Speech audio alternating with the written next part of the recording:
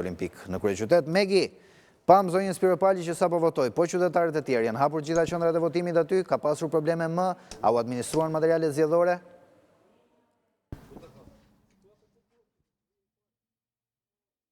Nuk e di nëse më dëgjon kolegja Megi Latifi. Okej, mirë. Presim zonjën Spiropali, çfarë do të thotë, mesazhet politike ditën e sotme janë të ndaluara për shkak të heshtjes zgjedhore. Nuk e dim nëse do të bëj thirrje për të votuar Reldar. Besoj se po. Ajo është edhe ne bëjmë thirrje që qytetarët të votojnë sa më shumë. Po, është e vetmja mënyrë për të shprehur.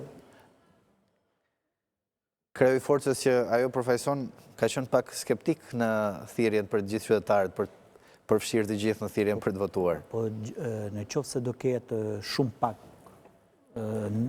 qytetarë që votojnë, realisht është favorizohet totalisht. Faleminderit juve që keni dalë herët për të pasqyruar këtë ditë të demokracisë.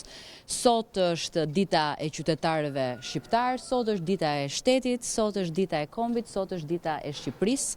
I bëj thirrje të gjithëve të bashkohen kësaj thirrje, të votojnë sot me qytetari, ashtu siç dhe është zhvilluar fushata zgjedhore, të tregojmë që jemi europian në mendje, në zemër, në ideale, por edhe në standarde. Urime të gjithëve dhe sa më shumë të votojnë për Shqipërinë, aq më shumë përgjegjësi qytetare tregojmë dhe aq më mirë do jetë e ardhmja jonë. Faleminderit shumë.